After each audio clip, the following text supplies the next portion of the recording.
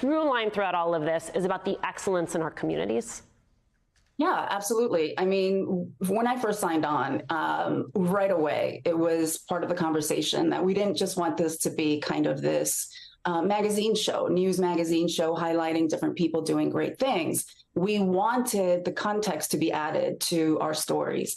And New York City in particular, you know, that's an episode that focuses deeply in the ways that our communities have been marginalized and the things that now are just part of the pop culture. And like you said in the piece about Daddy Yankee, everyone's listening to his music, whether they speak Spanish or not. And back in the day, that was just not a thing that people did. And John goes through New York City, for instance, and he kind of highlights all the ways in which Latinos have been making that city so special and so unique.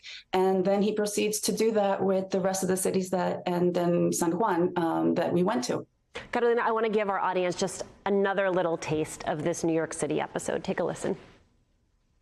This is where a majority of Latin people came to New York City. The place where salsa and music live. For decades, people like DJ Agujita, a.k.a. Raymond Perez, have been keeping these salsa sounds alive. This is culture. This is tradition. This event, this area, this neighborhood, like I always say, this is not a place where you live, it's a place that lives in you. The people who have been here all of their lives, who migrated from Puerto Rico like my father did in 1937. You take us to New York, LA, Chicago, DC, Puerto Rico. Why these locations? Well, first and foremost, they're larger cities where a lot of our communities have landed. Obviously, there's so many other cities in the country that we could go to, but we really wanted to hit for example, DC, we wanted to talk about representation in politics. We wanted to talk about how we are underrepresented. And in Miami, you know, that is a kind of like the beacon for so many Latin American communities to land in.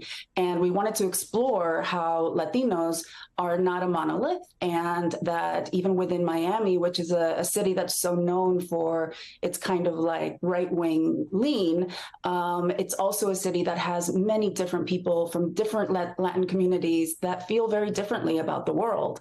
And so with each place, including like Puerto Rico, we wanted to show really that episode for me, and I think for the producer who worked on that episode, it's about identity. It's about honoring where we come from, the indigenous people of that island, and the way in which Puerto Rico has influenced American culture so deeply. And I think we don't take a look at those things. Chicago was, you know, a place of incredible activism in the 60s and 70s, and it's activism that continues to exist in that city. I mean, the things that people are doing in that city to retain our culture and to propel people forward is incredible. And then obviously in Los Angeles, we really just wanted to, John felt passionately about covering something that's so meaningful to him, which is the Hollywood industry, right? And the way in which it has treated us throughout history, and the ways in which we have also not been represented.